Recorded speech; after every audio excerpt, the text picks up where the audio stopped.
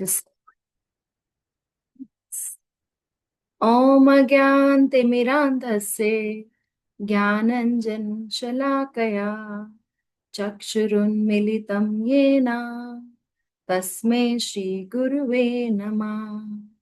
श्रीचैतन्ये मनोभीष्टं स्थापितं येन भूतले स्वयं रूप कदा मह्यं ददाति स्वपदान्तिकम्।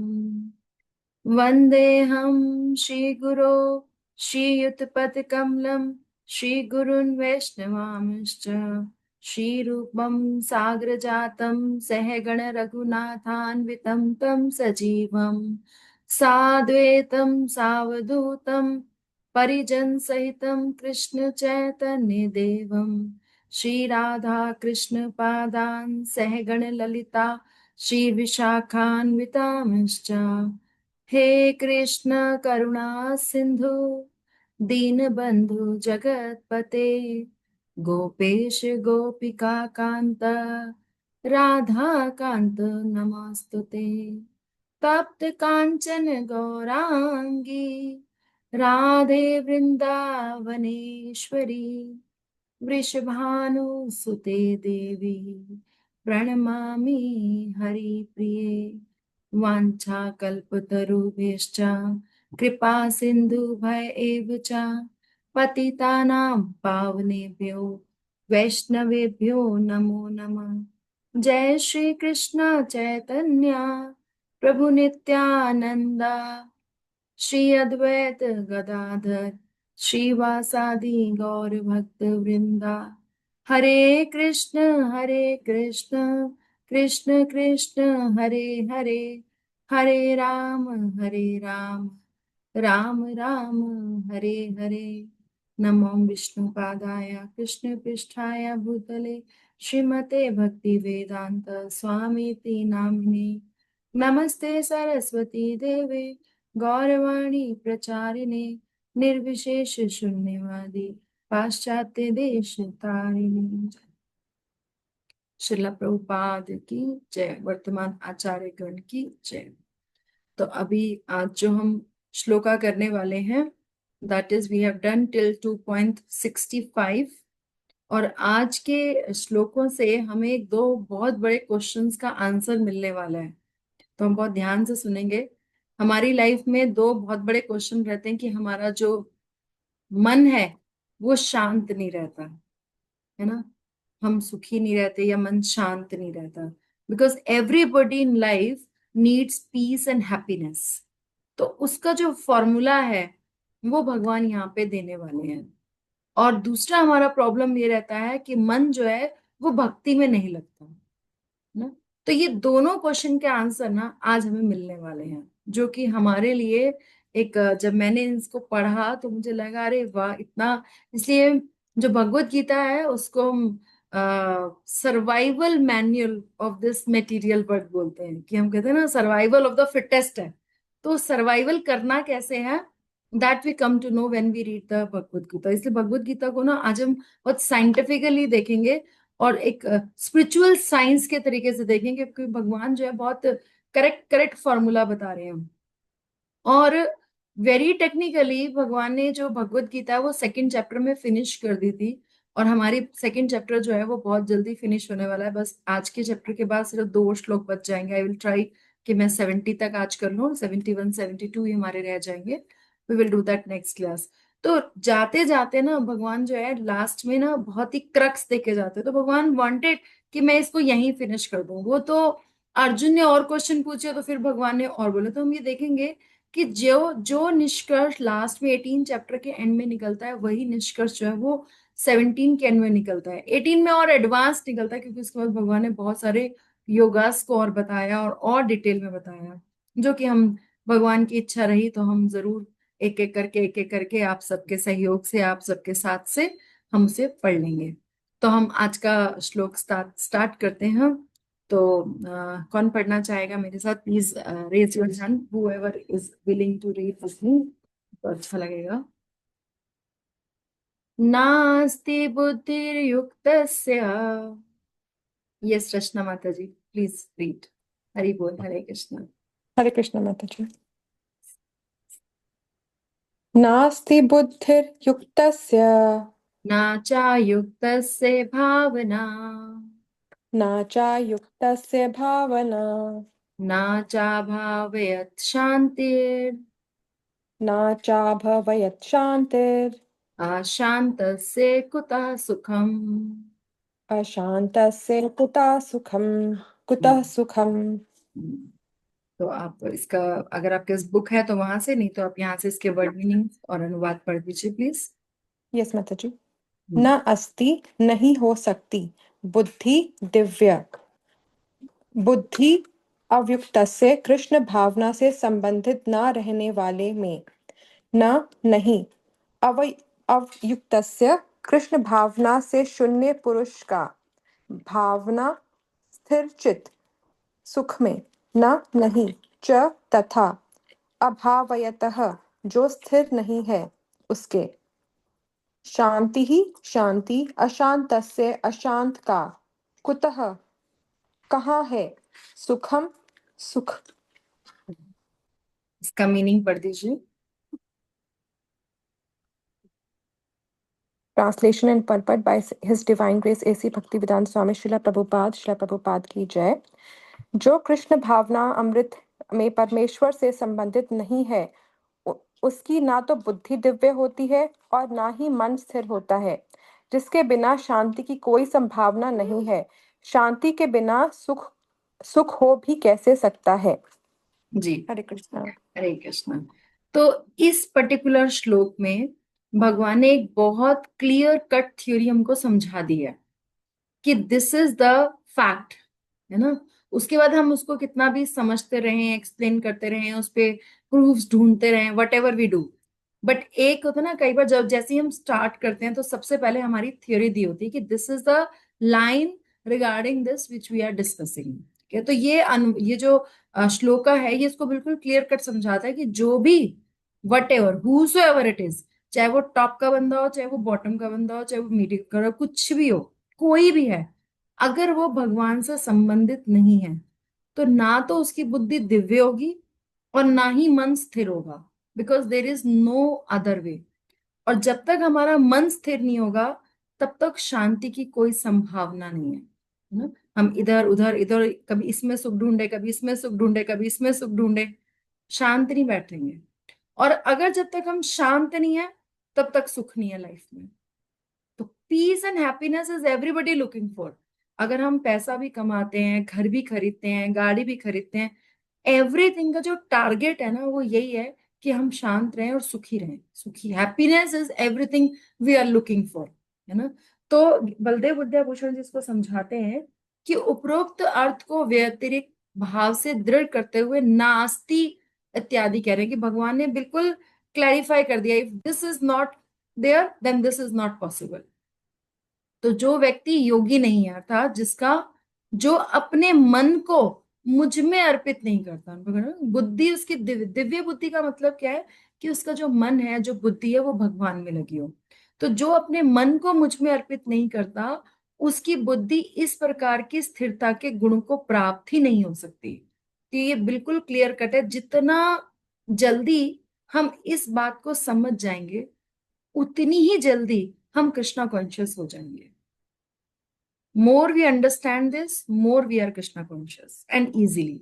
सो ना ही वह आत्मचिंतन करने में समर्थ हो पाता है, क्योंकि आत्मचिंतन क्या है, जो हमारा एक्चुअली जो हमारा स्वरूप है, जीवर है स्वरूप होए नित्य कृष्ण दास। तो ये वाला जो स्वरूप है ना, जो हमारा ट्रू आइडेंटिटी है, वो हम नहीं समझ सकते। और जो हमारी फॉल्स आइडेंटिटी है, that we are this body, we are not the soul, we are this body, हम सिर्फ ऑल द टाइम 24 आवर्स हम लोग सिर्फ बॉडीली लेवल पे ही चिंतन कर रहे हैं। तो when the time will come, जब हम अपने आत्मा के लेवल पे चिंतन करेंगे, तो इस चिंतन के अभाव में क्या होगा, जो इंद्रिय विषयों की तृष्णा है वो समाप्त नहीं होगी। इट इज लाइक एक फायर है, उसमें आप जितना घी डालते जाओ, जितनी अग्नि डालते हो, उतनी बढ़ती जाएगी। वो तब होगी ना जब उसको हम करना बंद कर देंगे। तो जो व्यक्ति इंद्रिय विषयों की तृष्णा से युक्त है, उसके लिए वह स्वयं प्रकाशित सुख कहाँ होगा, जो कि आत्मा की अनुभूति के द्वारा प्राप्त होता है। जब तक हम अपनी सोल का, अपना सेल्फ रियलाइजेशन नहीं करेंगे कि हम कौन है और हमारी पोजीशन क्या है, तब तक हम पीस एंड हैप्पीनेस की स्थिति तक नहीं पहुंच सकते। तो ये भगवान ने एकदम क्लियर बता दिया। अब इसको अचीव कैसे करना है वो आगे के श्लोकों में हमें पता चलेगा। लेकिन एक जो लाइन है ये बिल्कुल फैक्ट है। तो ये तो हो गई भगवान की पत्थर की लकीर। अब इसको आगे कैसे समझना है, कैसे अंडरस्टैंड करना है, वो हम आगे और भी समझेंगे। तो अभी हम प्रभुपाद ने भी इसको बताया है और हमारे लिए और सिंप्लीफाई करके बताया है। तो हम प्रभुपाद का तात्पर्य पढ़ते हैं। यस माता जी पढ़िए। हाँ, हाँ जी रश माता जी।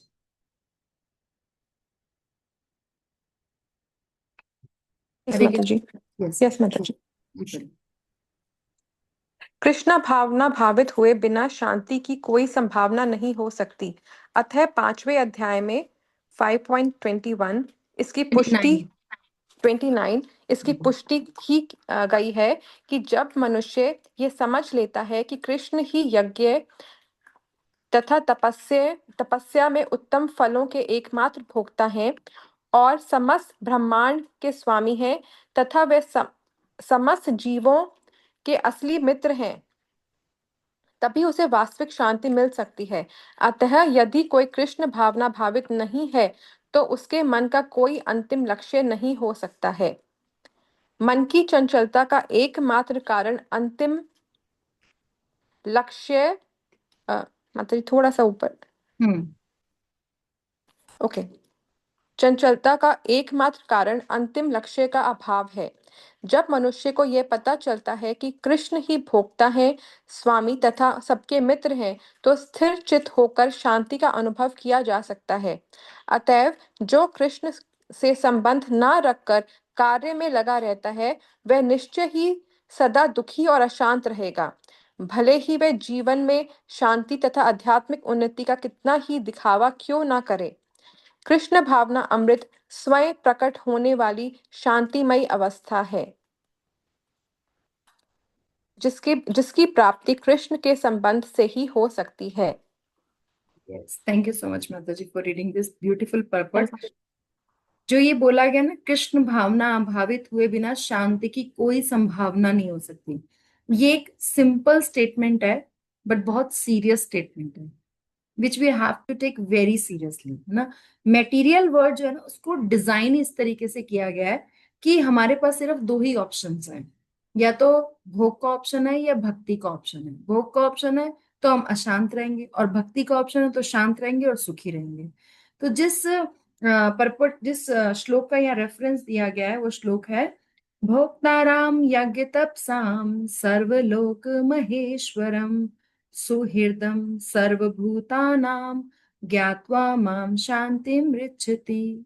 तो ये शांति सूत्र का श्लोक है। कभी भी हमें लगे ना कि हम अपनी लाइफ में परेशान हैं तो हमें 5.29 पढ़ना चाहिए, क्योंकि 5.29 में तीन बातें बताई गई हैं कि भगवान जो है वो सुप्रीम इंजॉयर है। क्योंकि हम लोग तो सब कुछ अपने इंजॉयमेंट के लिए चाहते हैं, लेकिन ऐसा नहीं है।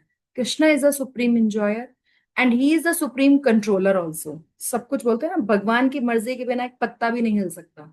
तो he is the supreme controller, he is the supreme enjoyer, and the best part, he is the supreme friend, तुम्हारे परम सुहृद। भगवान यहाँ बोलते हैं कि मैं तुम्हारा सुहृद हूँ, तुम्हारा वेल विशर हूँ, और परम वाला, ऐसा हल्का फुल्का नहीं, सुप्रीम वाला। तो जैसे बोलते हैं ना, अगर कोई बोलता है कि देखो मेरी जान पहचान तो ऊपर तक है, मोदी मेरा फ्रेंड है या हाई प्रोफाइल पर्सन मेरा फ्रेंड, तो हम कितना वो लगते हैं ना। तो यहाँ अगर हम भगवान कह रहे हैं कि मैं तुम्हारा फ्रेंड हूँ, लेकिन हम उसको एक्सेप्ट ही नहीं करे भगवान की फ्रेंडशिप को।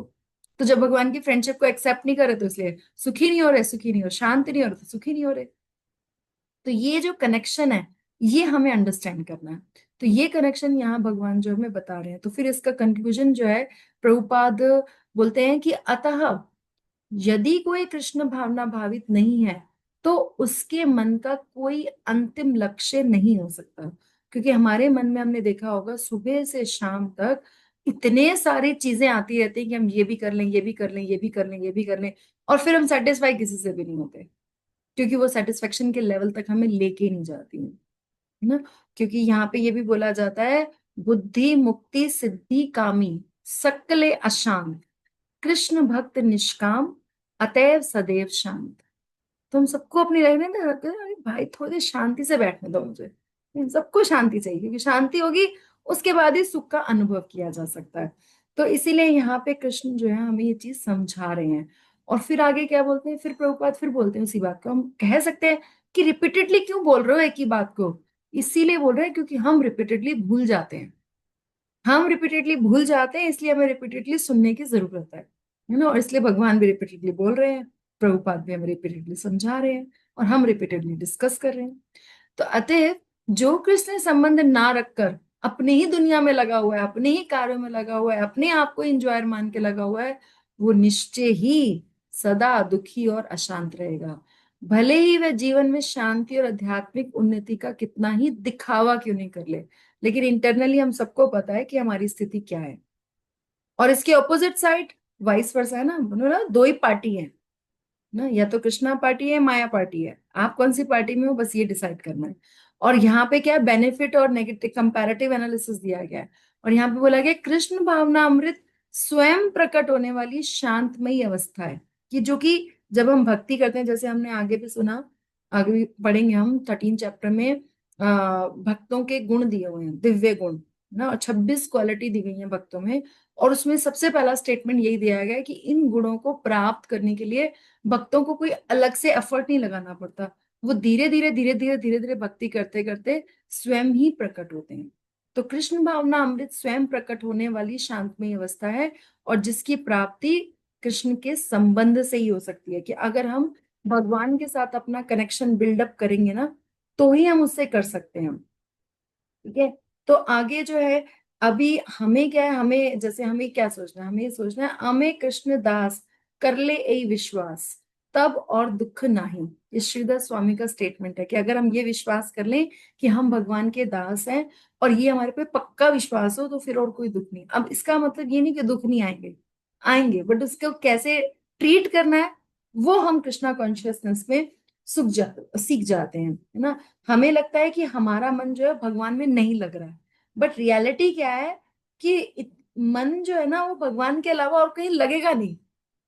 तो हमें यही समझना है ना। हमें ऐसा लगता है कि हमारा मन नहीं लग रहा, हम उदास हो रहे हैं, हम इधर हो रहे उधर, तो वो सिर्फ क्योंकि भगवान जो है वो सत्य चित्त आनंद है, आनंद का सोर्स है, आनंद घन है। सब बोलते हैं ना, अभी जन्माष्टमी आने बोलती है, बोलते हैं नंद के घर आनंद भयो, है ना। तो आनंद ही भगवान का नाम है। तो वो जब उसके सोर्स है, और अगर हम सोर्स से ही कनेक्ट नहीं होंगे, तो वो चीज हमें कैसे मिल जाएगी, है ना। तो महाराज जी एक बार बता रहे थे कि वेदांत सूत्र में भी लिखा है कि जो भगवान भूमो इतने महान हैं, उनकी सेवा करके हमें महान सुख प्राप्त होगा, और महान सुख प्राप्त हुए बिना हम सुखी नहीं रह सकते।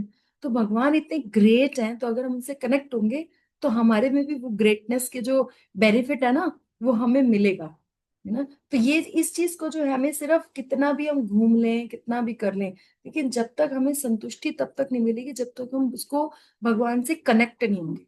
तो वो कनेक्शन जो है ना, वो बहुत जरूरी है, और वही हम इस कृष्णा कॉन्शियसनेस में एक्सप्लेन करते हैं। जैसे हिरण्यकश्यप की अभी हमने मूवी भी देखी ना, कितना कुछ था उसके पास, पूरे साम्राज्य सब कुछ था, बट फिर भी वो शांत नहीं था। लेकिन प्रहलाद महाराज के पास कुछ नहीं था, है ना, इवन अपने फादर ही भी उनको सपोर्ट नहीं करे, लेकिन फिर भी वो शांत है। तो क्यों? क्योंकि there is a some reason about. तो ये हमें ना समझना पड़ेगा। अगर हम इसको समझेंगे नहीं, ठीक है। एक भक्ति रसामृत सिंधु में एक स्टेटमेंट आता है, कैसे होगा, बहुत सुंदर आता है। उसमें लिखा है, अतः श्री कृष्ण नामादि ना भवेत ग्रह्यम इंद्रिया, सेवोन्मुखे ही जीवा दो, स्वमेव एव स्फुरते अदा। कि जब हम, ये जो हमारी जीवा है ना, ये दो काम करती है, एक तो खाते हैं हम इससे, और बोलते हैं।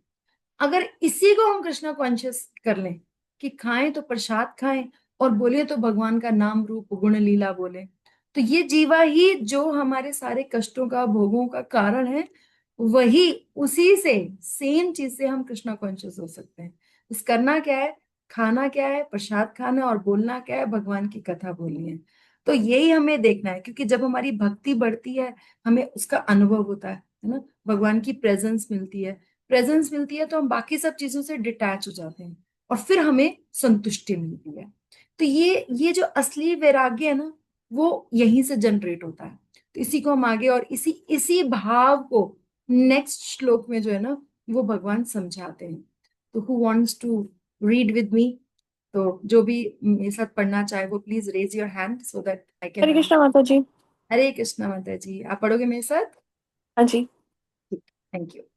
इंद्रियाणाम हि चरताम इंद्रियान हि चरताम् यन्मनोनुविध्यते यन्मनो विद्यते तदस्य हरति प्रज्ञाम् तदस्य हरति प्रज्ञाम् वायुर्ना नावामि वाम्भसि।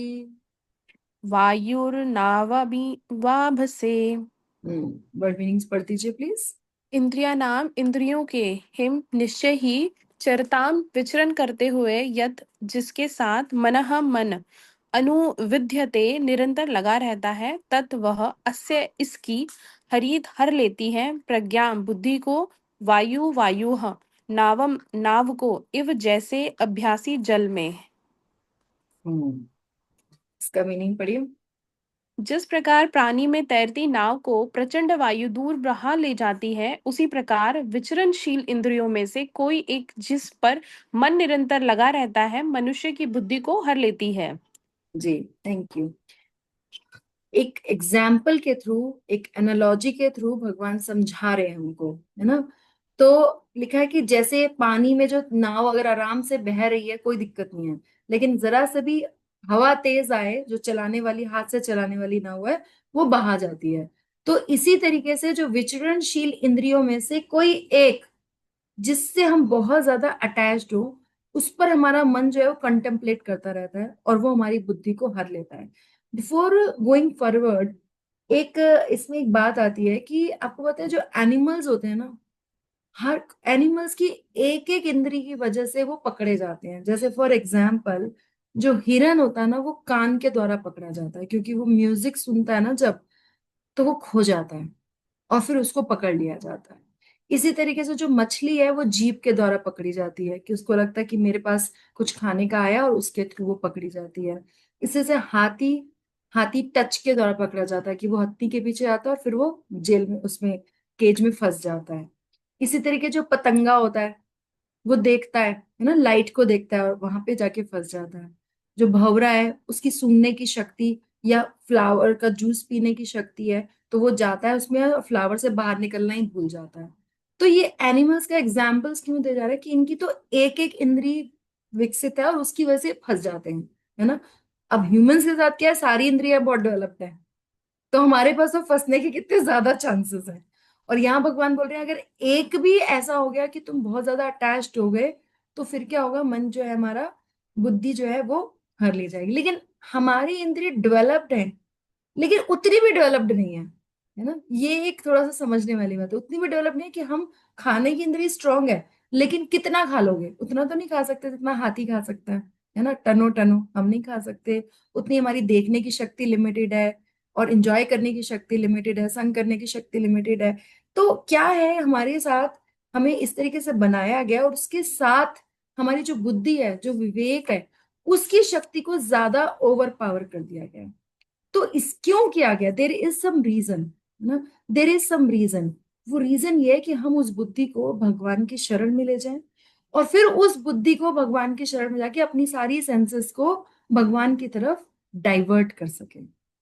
कि अगर खाएं तो प्रसाद खाएं, देखें तो भगवान के दर्शन देखें, जाएं तो धाम जाएं, जैसे हमने अमरीश महाराज का भी अभी यहाँ एग्जाम्पल आएगा।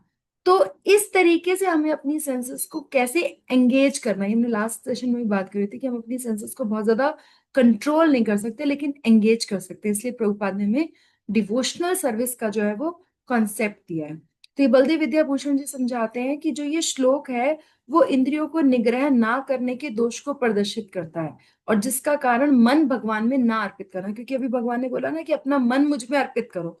अब हम बोलते हैं हम ये कैसे करें? तो अनियंत्रित अगर हमारी इंद्रियां हैं, या तो जैसे हमारी देखने की शक्ति, कान की शक्ति, क्योंकि ये इन सेंसेस के थ्रू ही हम बैड एलिमेंट्स को अपने अंदर लेते हैं। कुछ बुरा देख लिया, कुछ बुरा खा लिया, है ना, और फिर उसका हमारे मन पे इम्पैक्ट होता है, और फिर हमारा मन जो है वो भगवान से डाइवर्ट हो जाता है, और फिर बाकी सब चीजों में लगता है, फिर हम सेटिस्फाई नहीं रहते हैं। तो तो ये पूरा एक साइकिल है। इसीलिए मतलब हम जब इसको पढ़ रहे थे, मैं जब पढ़ रही थी इसको, मुझे लगा कितना हमारी लाइफ से इतना कनेक्टेड है ये ना। तो अनियंत्रित इंद्रियां यथा चक्षु, कर्ण इत्यादि जो इंद्रिय विषयों की ओर उन्मुख रहते हैं, उनमें से अगर कोई एक पर भी हमारा मन केंद्रित हो जाता है, तो यह एक इंद्रिय जिसके पीछे हमारा मन लगा रहता है। किसी को क्या है, घूमने का बहुत शौक है, तो इधर घूमेंगे उधर घूमेंगे। किसी को खाने का बहुत शौक है ना, सबके अपने अपने शौक होते हैं। तो आप देखोगे कि वो किसी ना किसी सेंस को सेटिस्फाई करने के लिए, और पूरा ध्यान वही है, और वही उसे डाइवर्ट कर रहा है, और उसी के पीछे फिर उसको प्रॉब्लम हो रही है। तो यह आत्म केंद्रित बुद्धि को हर लेता है, हमारी बुद्धि को, क्योंकि मन जो है वो इंद्रिय विषयों से आकृष्ट हो जाता है, और ये सभी इंद्रियों के साथ उपयुक्त होता है।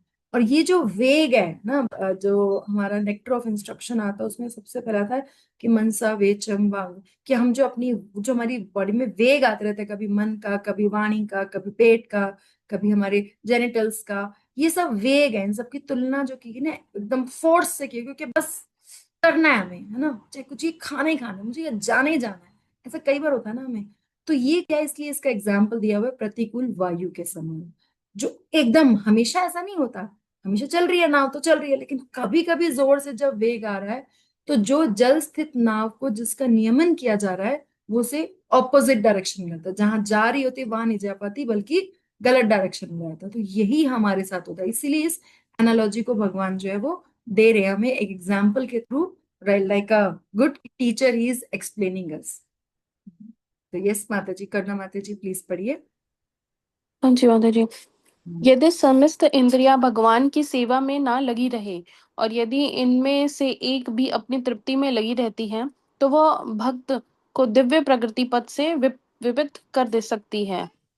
जैसे कि महाराज अम्बरीश के जीवन में बताया गया है, समस्त इंद्रियों को कृष्ण भावनामृत में लगा रहना चाहिए, क्योंकि मन को वश में करने की यही सही एवं सरल विधि है। यस, जैसा कि अपने अम्बरीश महाराज का एग्जाम्पल भी देखा था, है ना। और पता है इसमें ये बताया गया कि जो सबसे डेंजरस जो सेंस है हमारी, वो हमारी आईज है, और फिर उससे भी ज्यादा डेंजरस जो है हमारे ईयर्स हैं। कानों से हम क्या सुन रहे हैं, आंखों से क्या देख रहे हैं। अगर आपने कोई चीज देखी या सुनी नहीं है, तो वो चीज कभी आपके मन में नहीं आएगी, क्योंकि जिस चीज का अनुभव नहीं है आपको, वो चीज कभी मन में नहीं आएगी। मन में क्या आता है, जो या तो हमने देखा होता है या सुना होता है, उसके बाद बाकी की सेंसेस। इसीलिए सबसे ज्यादा जो काम करता है वो श्रवण और कीर्तन करता है, क्योंकि श्रवण कीर्तन से क्या हो रहा है, श्रवण, क्योंकि ईयर जो हियरिंग है ना, हमारी कृष्णा कॉन्शियसनेस में हियरिंग पे बहुत ज्यादा जोर दिया गया है। क्योंकि जो हियरिंग है ना, एक प्रभु जी हमारे यहाँ आते हैं और बोलते हैं कि कान से मिलेंगे कान्हा, तो कान में क्या डाल रहे हो उस पर डिपेंड करता है ना। तो श्रवण की जो हमारी केस लिए सबसे ज्यादा जो हमें काम किया जाता है वो श्रवण में, पहले श्रवण और फिर कीर्तन, है ना। तो जब हम ये दो चीजें करते रहेंगे, तो फिर क्या होगा, और अभी क्या है, हमारे पास पास्ट एक्सपीरियंसेस बैड हो सकते हैं, लेकिन जैसे जैसे हम श्रवण कीर्तन करते रहेंगे, तो हम नए नए एक्सपीरियंस, अच्छे वाले एक्सपीरियंस लेते रहेंगे, तो फिर धीरे धीरे धीरे पुराने एक्सपीरियंस जो है वो हमारे चले जाएंगे। जैसे हम इतने सालों से अगर हम भक्ति कर रहे हैं, तो हम भी ऑब्जर्व करते कि जितना मन पहले विचलित होता था, उतना अब नहीं होता, है ना। उतना हम नहीं कर, उतना, और बहुत ज्यादा कंट्रोल की भी जरूरत नहीं पड़ती है। वो ऑटोमेटिकली, पड़ा था ना कि स्वभावतः ही वो धीरे धीरे हो जाता है ना। तो कैसे हो जाता है, क्योंकि हमारा धीरे धीरे मन जो है शुद्ध हो रहा है। ये बात पक्की है कि पूरी तरह शुद्ध नहीं है, लेकिन ऐसा भी नहीं है कि बिल्कुल बेकार है। हम धीरे धीरे जब कृष्णा कॉन्शियसनेस में आ रहे हैं, तो मन की सफाई जो हो रही है वो धीरे धीरे हो रही है ना।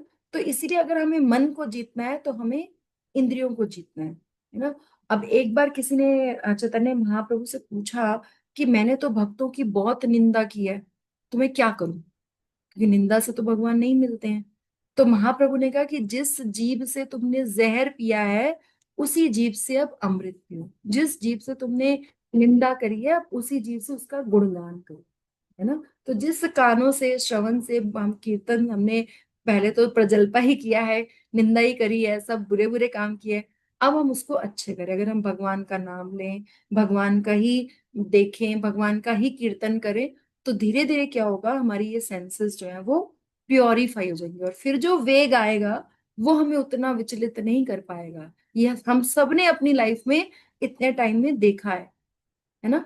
तो इसीलिए हमें इस चीज को जो है वो अंडरस्टैंड करना है। तो कथा अमृत जो है, नाम अमृत बोलते हैं ना, कथा का अमृत बोलते हैं, क्यों बोलते हैं? क्योंकि वो हमारे को प्योरीफाई करता है, हमारे हार्ट को प्योरीफाई करता है। और इसमें एक बात और भी है, कभी कभी ऐसा होगा कि इंद्रियों हमने ट्राई किया लेकिन हम नहीं कर पाए, तो उसको छोड़ना नहीं है। जैसे it is like a boxing match. तो बॉक्सिंग मैच में क्या होता है, अगर सामने वाला मारेगा तो हम रुक तो ना जाएंगे, हम उसको पलट के मारेंगे, एक बार गिर के दूसरी बार उठ के मारेंगे। तो अगर हमने भक्ति स्टार्ट कर दिया ना, तो हमने माया देवी के प्रति जो एक युद्ध स्टार्ट कर दिया है ना।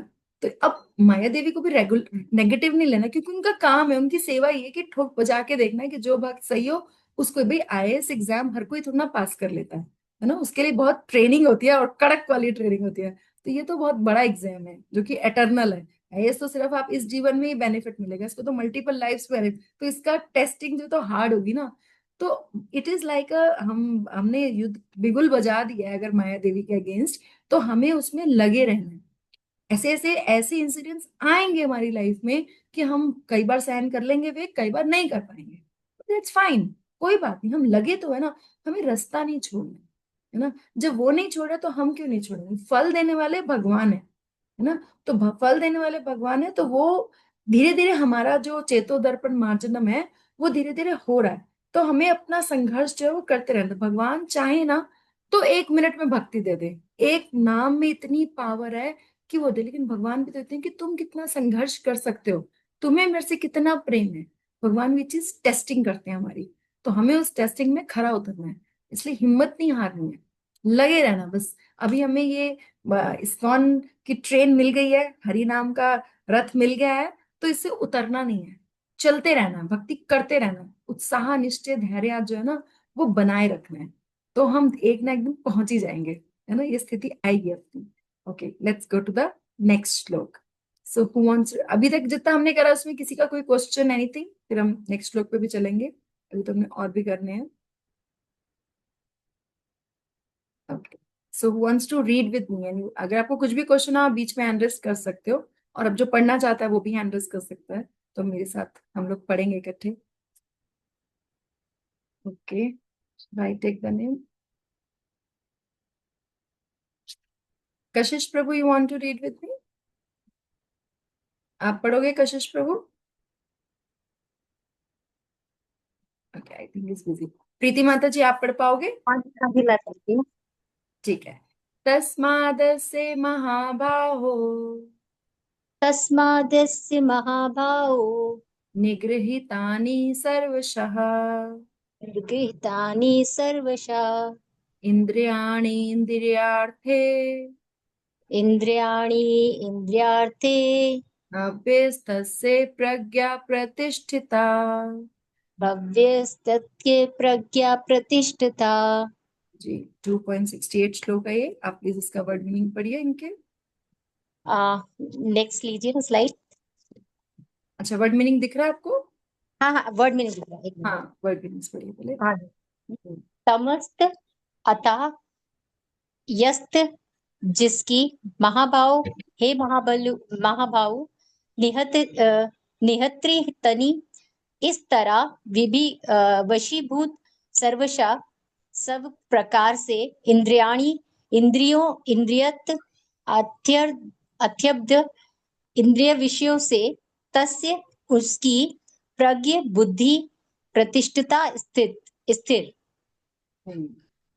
अतः अतः हे महाबाहु, जिस पुरुष की इंद्रियां अपने अपने विषयों से सब प्रकार से विरत होकर उसके वश में है, उसी की बुद्धि निसंदेह स्थिर है।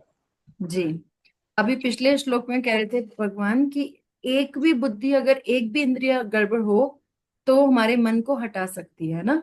और यहाँ पे कह रहे हैं स्थित प्रज्ञ कौन है? जिसकी सारी की सारी विषयां जो है, सारी सारी इंद्रियां जो है वो स्थिर है, वो बुद्धि स्थिर है। क्योंकि अर्जुन ने क्वेश्चन किया था ना कि स्थित प्रज्ञ कैसा होता है, क्या करता है, कैसे बैठता है, कैसे चलता है, तो कैसे वो बिहेव करता है। तो ये उसका आंसर जो है ये भगवान दे रहे हैं। तो बलदेव विद्याभूषण में भगवान बताते हैं, बलदेव विद्याभूषण जी बताते हैं कि जिसका मन मुझ में अर्पित है वह आत्मा में स्थित है। हे महाभाव, जिस प्रकार तुम शत्रुओं पर विजय प्राप्त करते हो, उसी प्रकार तुम अपनी इंद्रियों पर भी विजय प्राप्त करो। तो इंद्रियों को जो है हमारे, एक्चुअली जो रियल हमारे एनिमी है ना, वो हमारी हम्म। सेंसेस और मन मन ही है। मन को Yes. सबसे बड़ा शत्रु बताया गया।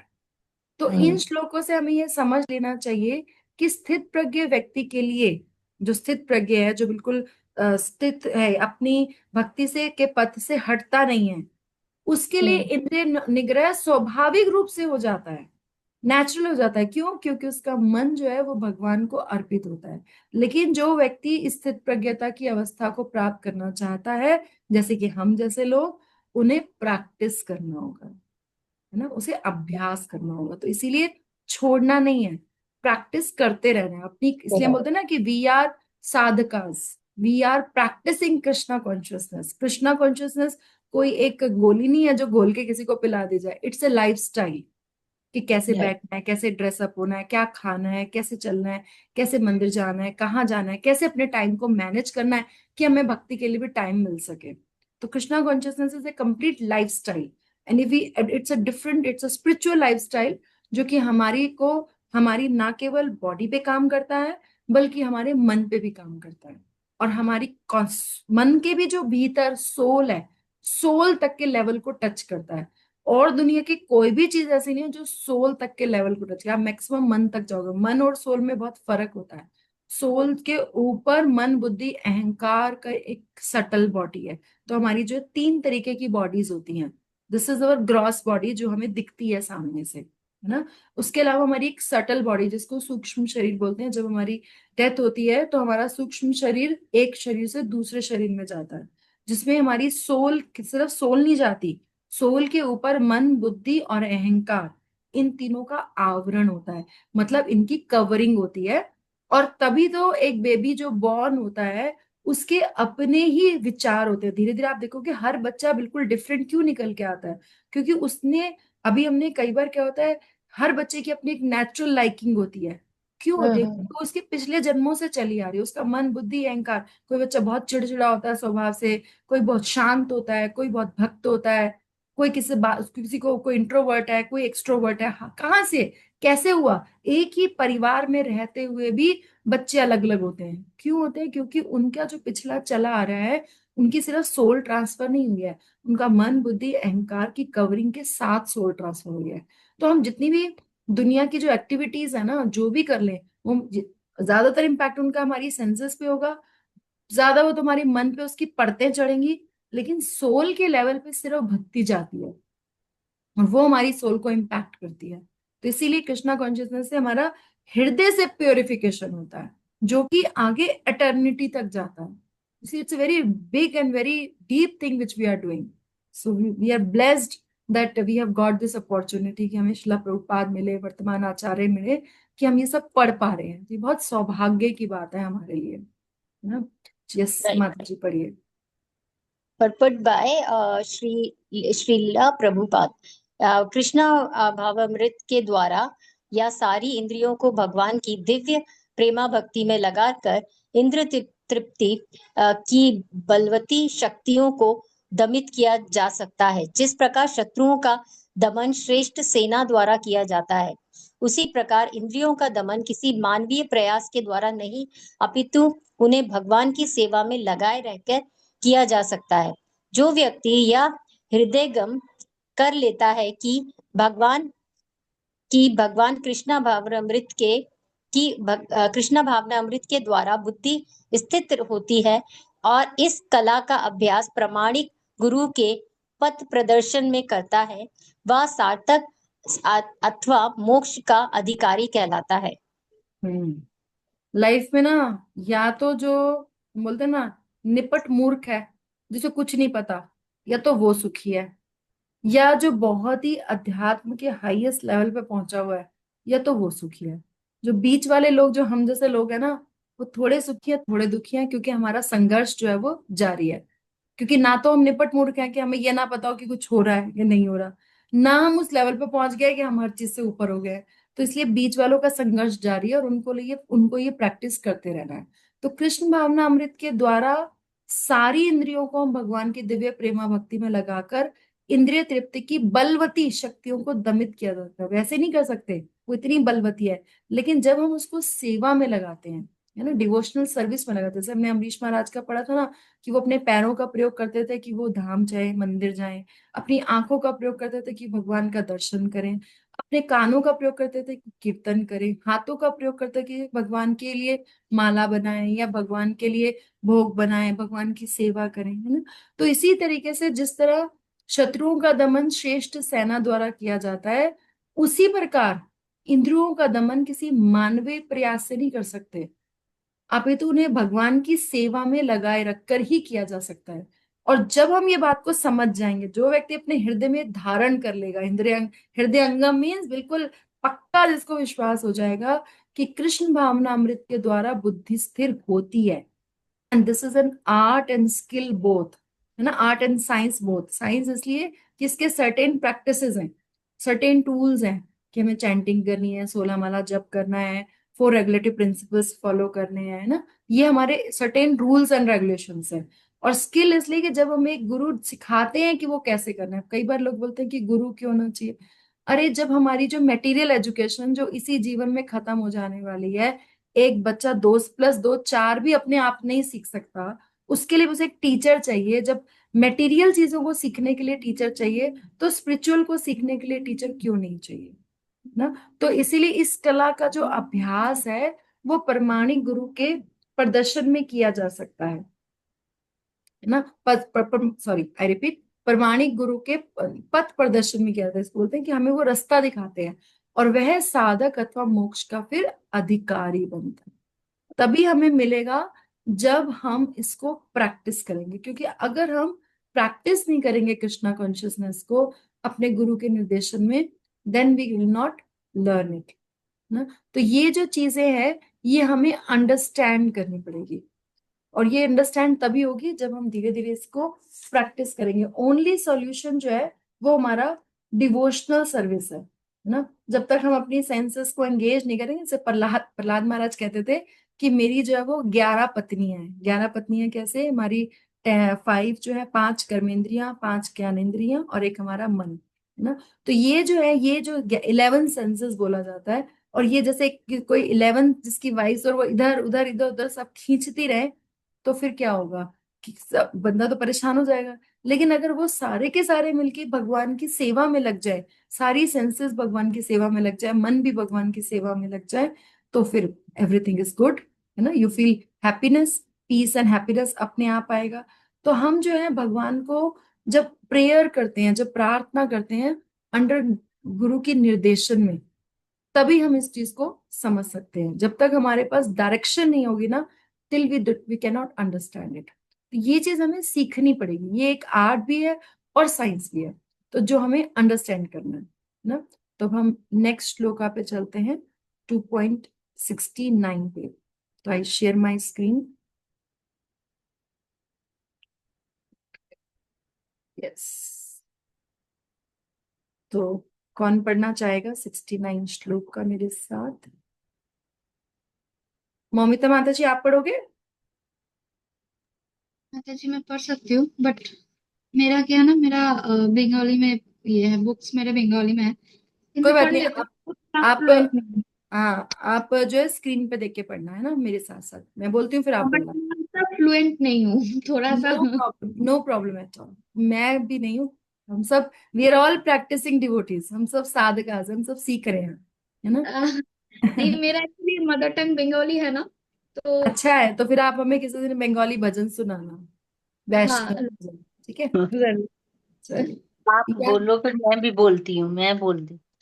आप बोलोगे माता जी, सीमा माता जी आप बोलोगे?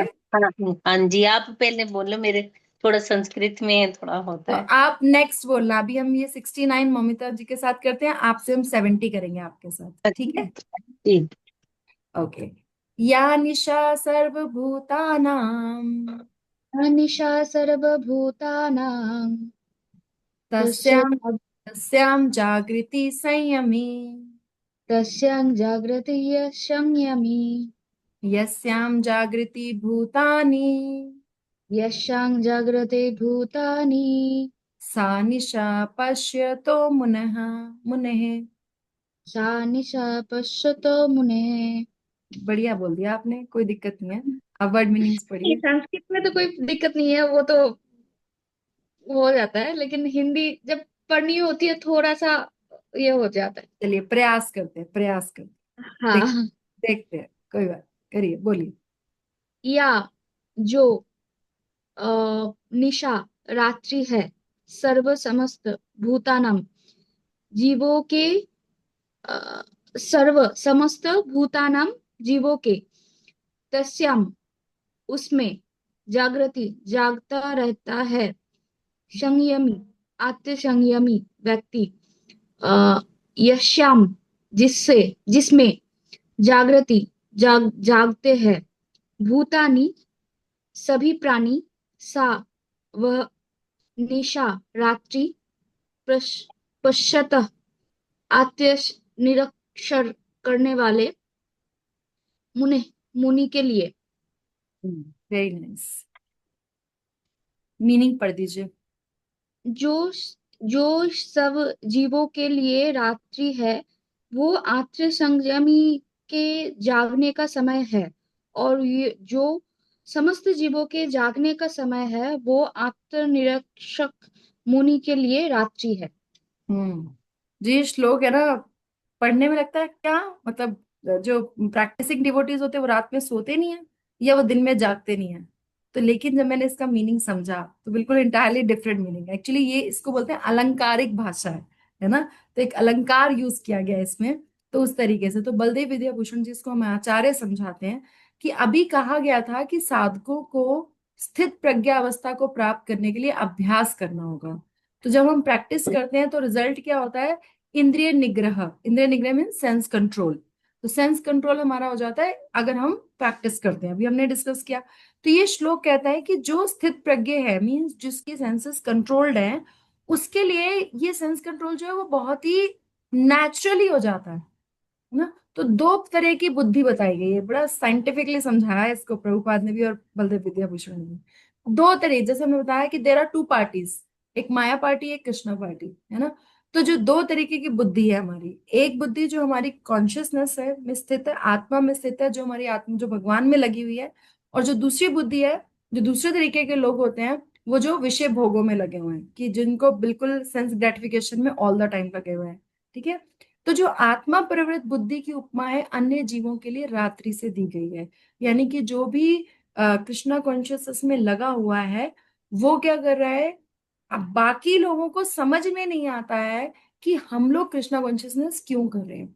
फॉर एग्जाम्पल, जैसे अभी हम लोग अनियन गार्लिक नहीं खाते, तो क्या आपको कभी ऐसा कोई मिला है कि यार ऐसे कैसे हो सकता है कि तुम अनियन गार्लिक नहीं खाते हो? ऐसा मिला है किसी को, कोई बंदा जो बहुत सरप्राइज हो जाए? बहुत कैसे बहुत। बना लेते, खाना खाना थोड़ी बनता है ना, तो है। है ना। तो वो नहीं समझ सकते हैं ना। तो तुम्हारे लिए जो जागृत अवस्था है कि हमें कृष्णा कॉन्शियसनेस में रहना है, हमें भगवान की भक्ति करनी है, ये जो चीज है, ये जो प्रैक्टिसिंग डिवोटी नहीं है वो कभी भी नहीं समझ सकते। जैसे ब्रह्मचारी होते हैं जो घर छोड़ देते हैं अपना भगवान के नाम का प्रचार करने के लिए, बाकी लोग ये कभी भी नहीं समझ सकते कि ऐसा कैसे हो जाएगा कि कोई इतने आईआईटियंस है और उन्होंने सब छोड़ दिया, ऐसे कैसे हो जाएगा। तो यहाँ पे जो बोला गया ना कि जो रात्रि उनको लगती है उनको समझ में नहीं आता, तो ऐसी बुद्धि रात्रि की भांति है, क्योंकि वह उनके लिए आत्मा का प्रकाश करने वाली नहीं होती, क्योंकि उनमें वो अवेयरनेस ही नहीं है कि भक्ति का क्या फल है, भक्ति में क्या स्वाद है, क्या उससे उनको इनलाइटमेंट है। तो जो अगर प्रैक्टिसिंग नहीं करा उसके लिए वो इनलाइटमेंट नहीं आ सकता, इसलिए बोला गया।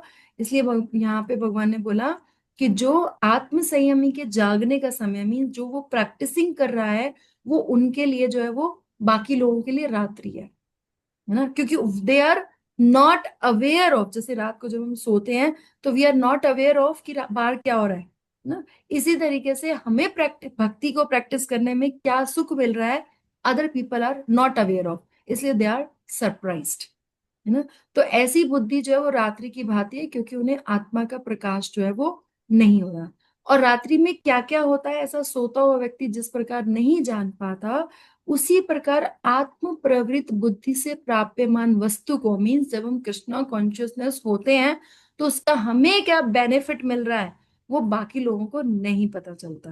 तो जब उनको नहीं पता होता, उनको लगता है पता नहीं तुम क्या इतनी यंग एज में, अभी तो भक्ति तो बुढ़ापे का काम है, इतनी जल्दी क्या करने की जरूरत थी। है ना प्रीति माता जी, ऐसे कहते हैं ना लोग आपको? एक राइट। मिनट एक मिनट, वो नहीं नहीं, बिल्कुल बिल्कुल ऐसा बोलते हैं, सब बोलते हैं। है ना, क्योंकि उनको पता ही बिल्कुल, नहीं है। Correct correct. बहुत बोलते हैं कि आप ऐसे कैसे हो सकता है, इतने जल्दी आप क्यों कर रहे हैं। यस। लेकिन अब सबको हमारे साथ दूसरों को भी समझ आने लगा है। हाँ, जब उन्होंने प्रैक्टिस किया तब समझ में आने लगा, है ना। ऐसे जब हमने ऐसे भी सुनाई देता है, ये अपने खुद की लाइफ तो खत्म किए ही है, बच्चों की भी लाइफ खत्म कर दिए। Yes yes. बिल्कुल। तो किंतु संयमी जो स्थित प्रज्ञ व्यक्ति है वो रात्रि में नहीं सोता, इसलिए वह आत्मनिष्ठ बुद्धि के द्वारा प्राप्त आनंद का साक्षात अनुभव करता है।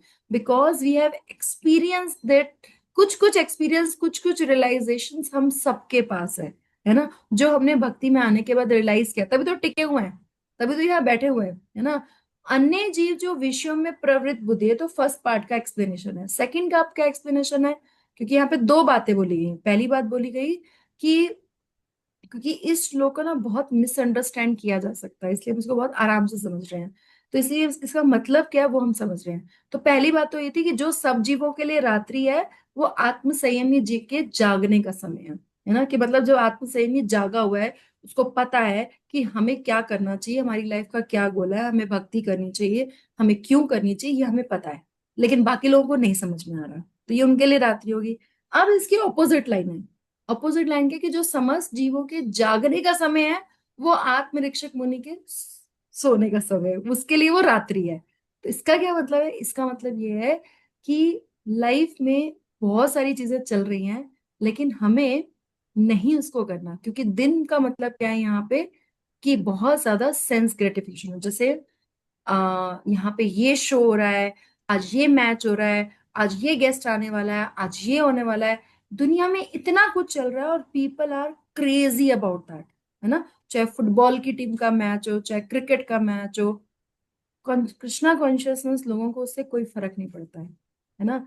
बाइंचा कहना नहीं चाहिए, लेकिन मतलब इतना भी बड़ा से बड़ा इवेंट कई लोगों के लिए वो बहुत बड़ा इवेंट हो सकता है, लेकिन हमारे लिए बड़ा इवेंट है कि कल नेक्स्ट वीक जन्माष्टमी है। We are so much attach to that कि बाकी सब क्या चल रहा है लाइफ में, we don't know that, because वो जो दिन है वो लोगों को रिप्रेजेंट करता है सेंस ग्रेटिफिकेशन को।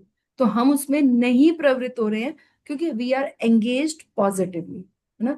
तो यहाँ पे अन्य जीव जो विषयों में प्रवृत्त बुद्धि से युक्त होकर जागे हुए हैं, जो उनका दिन का समय है, वे विषय सुख शोक मोह इत्यादि का ही अनुभव करते हैं। कभी सुख हो रहा है, ज्यादातर सुख तो बहुत लिमिटेड है, शोक और मोह ही हो रहा है कि एक मूवी रिलीज हुई जी, कोई बहुत बड़ी मूवी रिलीज हुई और वहां देखने का पता चला बिल्कुल बकवास थी। तो पहले तो लोगों में इतना एक्साइटमेंट, इतना एक्साइटमेंट, इतना एक्साइटमेंट, और वहां जाके देखा बिल्कुल ऐसी कितनी सारी मूवीज आ चुकी हैं, है ना।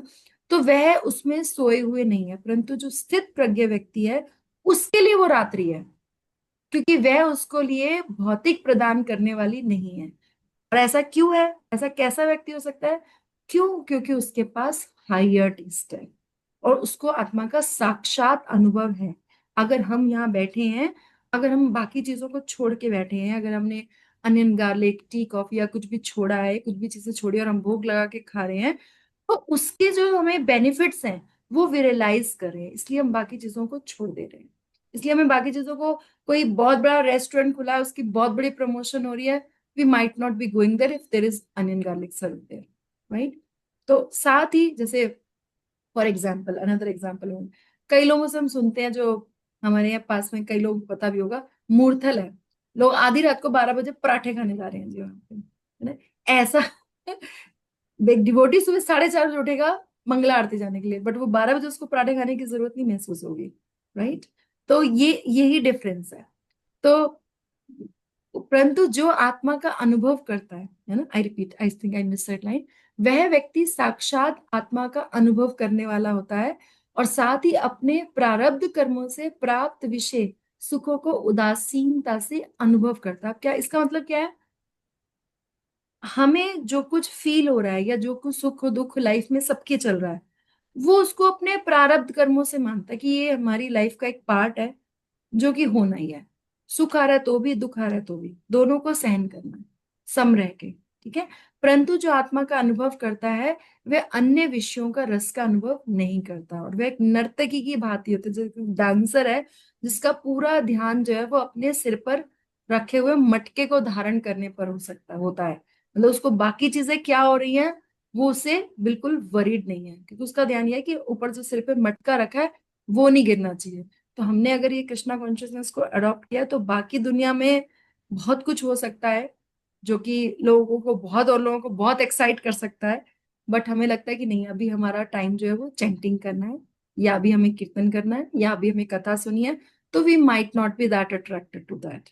तो इसका ये मतलब है। थोड़ा सा डिफिकल्ट डिफरेंट था इसका, but I hope I could explain. बाकी प्रभुपाद तो समझा ही देंगे। यस माता जी, पढ़िए। बुद्धिमान मनुष्यों के दो श्रेणियां हैं। हम्म। एक श्रेणी के मनुष्य इंद्रिय तृप्ति के लिए भौतिक कार्य करने में निपुण होते हैं, और दूसरी श्रेणी को मनुष्य आत्मनिरीक्षण निरीक्षक है, जो साक्षात्कार के अनुशीलन के लिए जागते हैं। हम्म। विचारवान पुरुषों या आत्मनिरीक्षक मुनि के कार्य भौतिकता में लीन पुरुषों के लिए रात्रि के समान है। भौतिकतावादी व्यक्ति ऐसे रात्रि में अनिविज्ञता के कारण आत्म साक्षात्कार के प्रति सोए रहते हैं। आत्मनिरीक्षक मुनि भौतिकतावादी पुरुषों के की रात्रि में जागे रहते हैं। मुनि को आध्यात्मिक अनुशीलन की क्रमिक उन्नति में दिव्य आनंद का अनुभव होता है, किंतु भौतिकतावादी कार्य में माता जी थोड़ा ऊपर कीजिए, हम्म। लगा व्यक्ति आत्म साक्षात्कार के प्रति सोया सोया रहकर उनके अनेक प्रकार के इंद्रिय सुखी का स्वप्न देखता है, और उसी सुप्त अवस्था में। सुप्त अवस्था में कभी सुख सुख तो तो कभी कभी का अनुभव करता है। हम्म, आत्मरक्षक मनुष्य भौतिक सुख तथा दुख के प्रति आत्म अन्य मनस्क, अन्नमनस्क रहता है। वो भौतिक घातों में से अविचलित अविचलित। अविचलित। अविचलित रहकर आत्म साक्षात्कार को कार्यों में लगा रहता है। Yes, thank you. आपने अच्छा पढ़ लिया। तो यहाँ पे है, प्रभुपाद बहुत क्लियरली समझा रहे हैं कि बुद्धिमान मनुष्यों की दो श्रेणियां हैं। ठीक है, दो कैटेगरीज हमने डिस्कस करी। एक श्रेणी के मनुष्य जो इंद्रिय तृप्ति के लिए भौतिक कार्य करने में निपुण है, इनको भी बुद्धिमान कह रहे हैं, क्योंकि सेंस ग्रेटिफिकेशन करने में भी बहुत प्लानिंग करनी पड़ती है, और हम करते ही है, शुरू से हम वही करते आ रहे हैं। अभी 2016 के बाद ही पता चला कि भागवतम ही कुछ होती है, उससे तो पता ही नहीं था, है ना। तो और दूसरी श्रेणी के जो मनुष्य है वो आत्मनिरीक्षक, यानी कि सेल्फ रियलाइजेशन करने वाले जो भक्त हैं। ठीक है।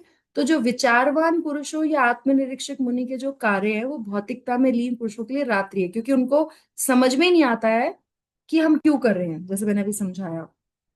तो भौतिकतावादी जितने भी लगे हुए हैं अपने भगवान से अवे हैं, और सब लगे हुए हैं, उनको कुछ अवेयरनेस नहीं रहती कि हमें क्या फायदा हो रहा है ना, भक्ति का क्या फायदा है ना, जैसे हम भी पहले थे।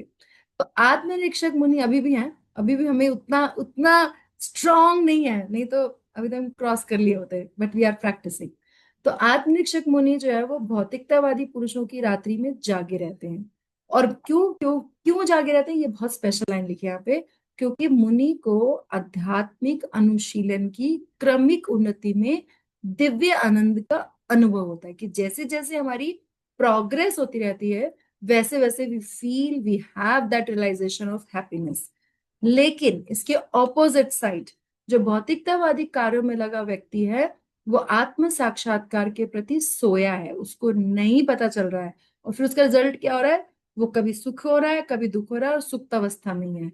लेकिन on the opposite side, on the contrary, जो आत्मनिरीक्षक मनुष्य जो कृष्णा कॉन्शियसनेस में है यहाँ पे, वो भौतिक सुख और दुख दोनों के प्रति न्यूट्रल है, अन्य मनस्क है, कि उसको कोई विचलित नहीं होता, इसलिए वो भौतिक घातों से, भौतिक घात यहाँ पे तीनता, ताप सबको मिलते हैं, it is just that we have got the question of Krishna consciousness, तो वी फील लेस। तो वह भौतिक तापों से अविचलित रहकर आत्म साक्षात्कार के कार्यों में लगा रहता है, कि कृष्णा कॉन्शियसनेस एक्टिविटीज में हमने कंटिन्यूस जो है वो लगे रहना। तो लास्ट श्लोक ऑफ द डे जो कि हमें कंक्लूजन देगा एक तरीके का, तो सीमा माता जी आप पढ़ना मेरे साथ।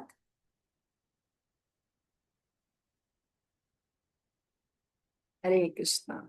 हरे कृष्ण। आप अपूर्य पहले मैं बोलती आप फिर आप बोलो, ठीक है। हाँ ठीक है जी।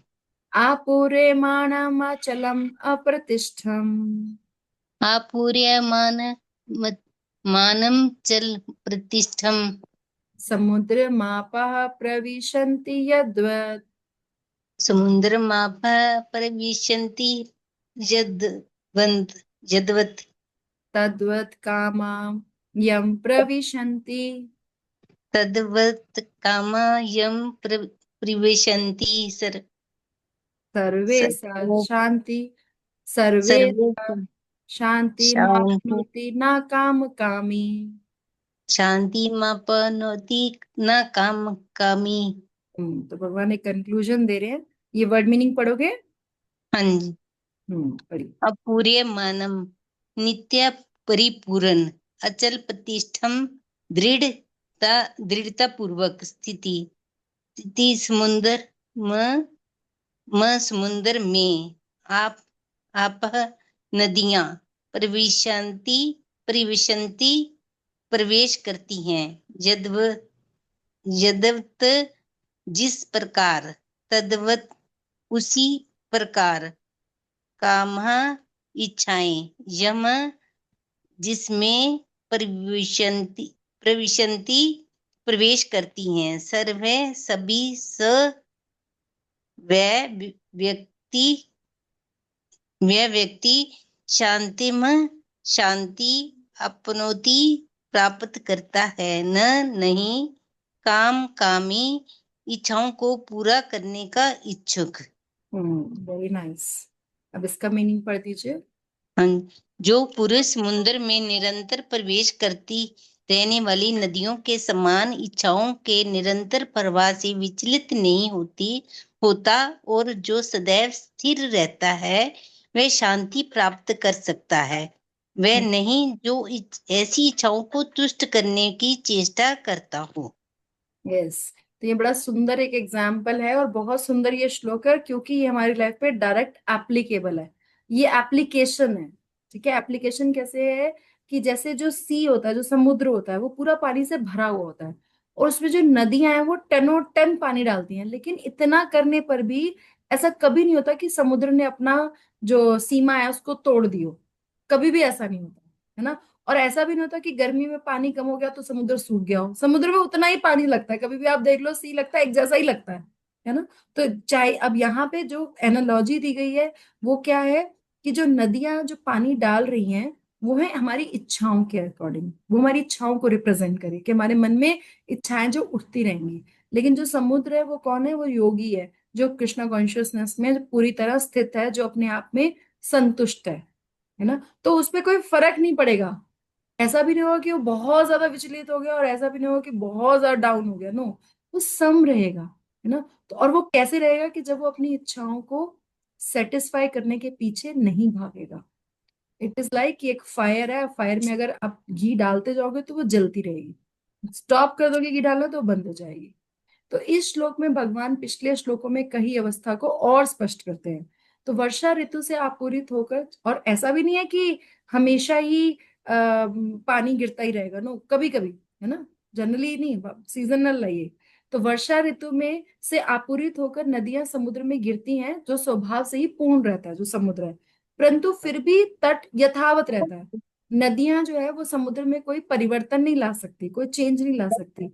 इसी प्रकार जो प्रारब्ध कर्मों से एक स्थित प्रज्ञ व्यक्ति को भोग प्राप्त होते हैं, परंतु वो उसमें विकार नहीं ला सकता, उसमें चेंज नहीं आएगा, तो ऐसा व्यक्ति जो है वो शांति को प्राप्त होता है आत्मा के आनंद की अनुभूति के कारण, क्योंकि वो सेल्फ सेटिस्फाइड है, उसके पास वो इतनी है, उसके पास वो ऑलरेडी हायर टेस्ट है।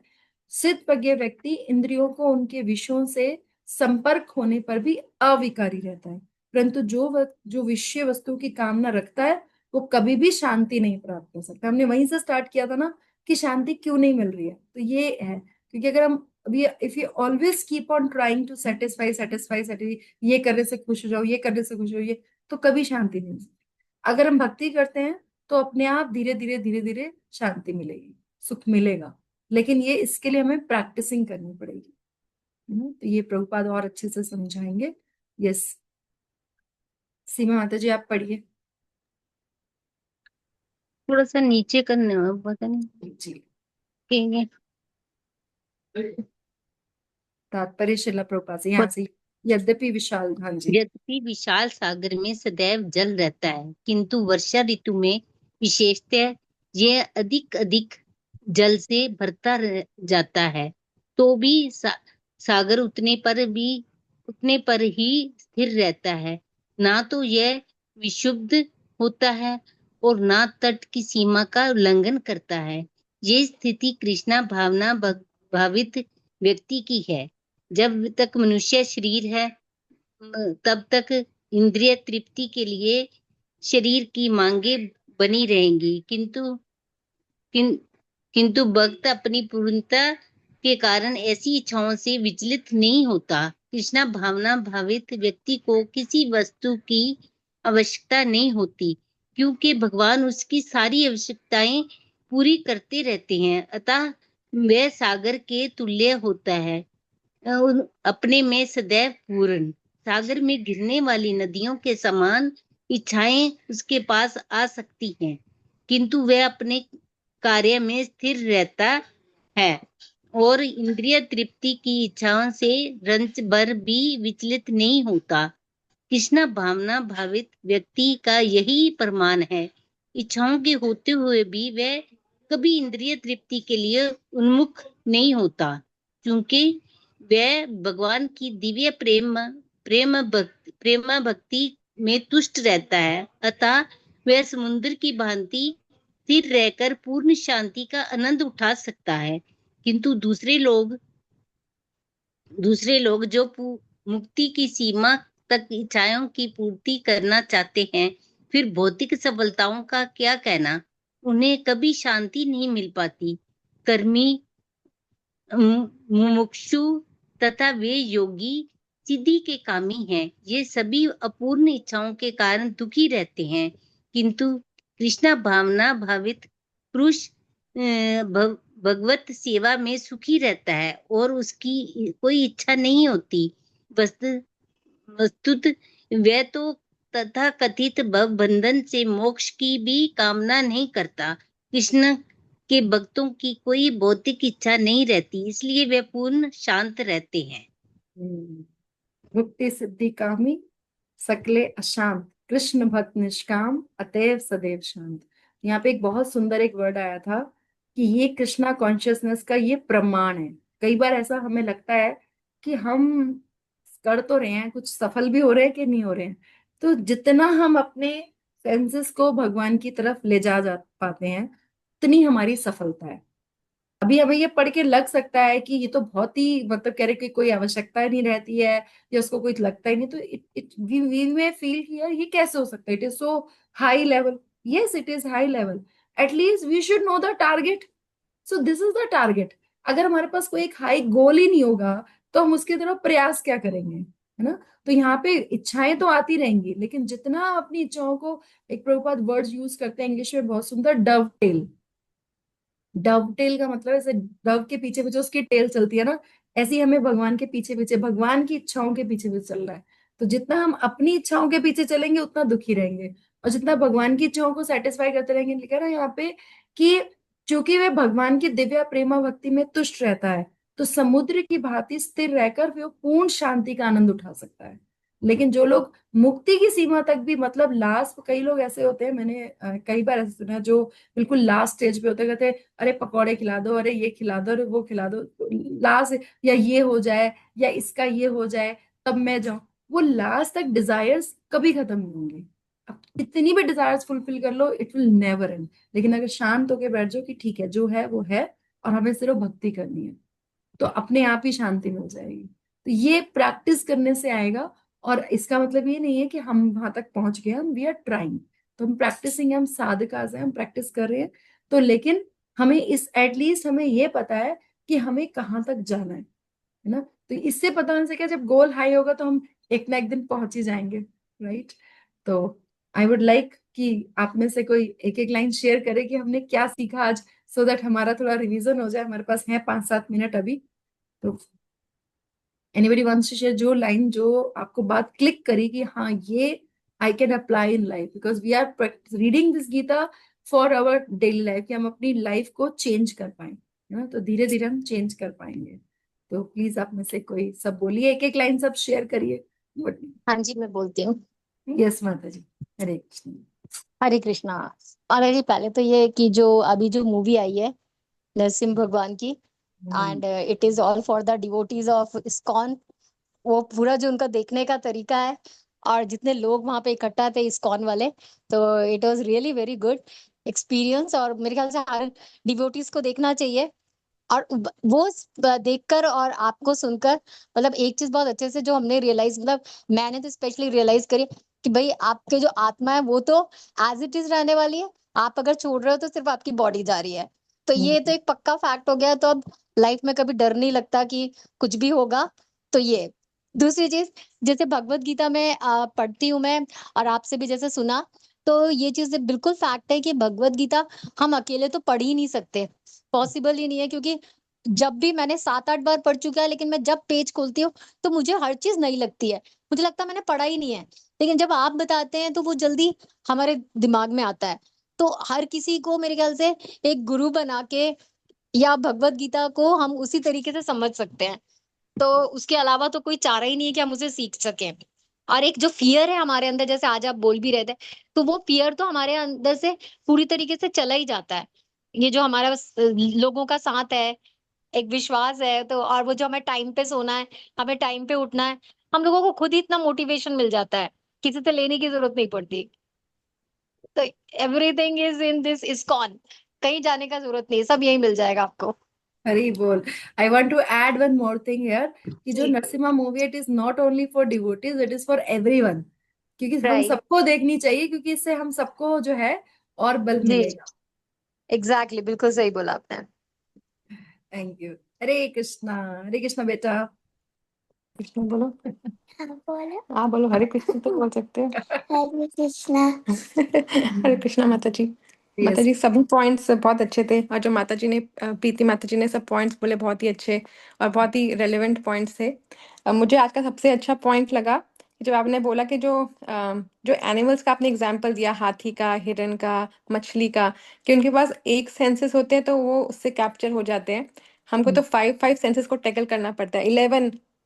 तो हमारे लिए तो और भी टास्क मुश्किल है। तो तभी हम लोग इवॉल्व, प्रभुपाद हमेशा बोलते हैं कि हमें जो भगवान ने ह्यूमन बॉडी दिया उसकी हायर रिस्पॉन्सिबिलिटी है।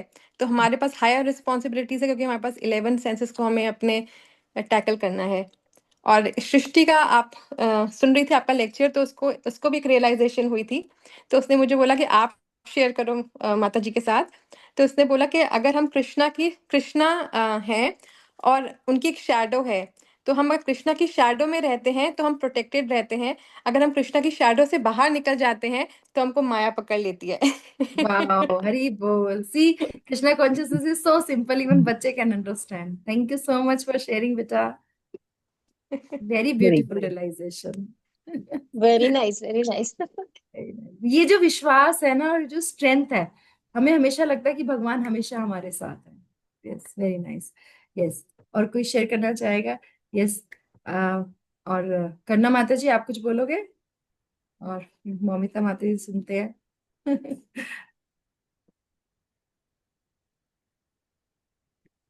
करना माता जी, आप कुछ शेयर करना चाहोगे, या ममता माता जी? चलिए एक एक करके बोल दीजिए। हाँ जी। अ, इन 5-6 श्लोकों में हमें ये मिल गया, मतलब ये जानने को मिला है कि हम कहाँ हैं,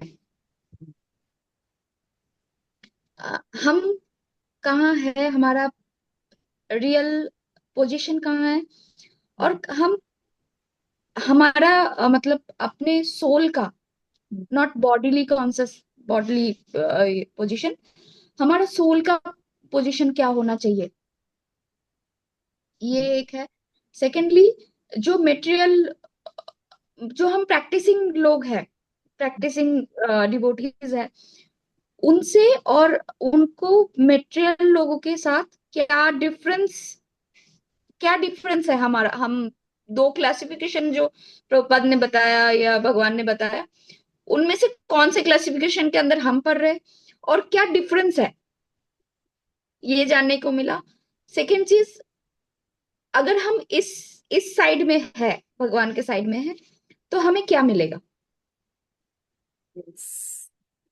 हम अगर प्रैक्टिसिंग कर है तो हम बोलते ना कि हम ये काम करेंगे तो क्या मिलेगा। बॉडली कॉन्शियस में ये सटल माइंड में रहता ही है, चाहे आप डिवोटी बन जाओ या ना जाओ, ये करो, हमें क्या मिल रहा है। ये बहुत अच्छे से प्रभुपाद ने समझा दिया कि हम अगर भगवान के शेल्टर में है तो हमें क्या मिल रहा है और थ्रू हम प्रोटेक्टेड है। ये प्रभुपाद ने एकदम सिंप्लीफाइड वे में और बहुत क्लियर कट समझा दिया। बिल्कुल, thank you so much for sharing. तो anybody else wants to say anything before I close, because next class का भी टाइम हो गया है। तो वांछा कल्पतरुभ्यश्च कृपा सिंधुभ्यश्च पतितनां पावनेभ्यो वैष्णवेभ्यो नमो नमः। See you all next Wednesday. Hare Krishna. Hare Krishna. Hare Krishna.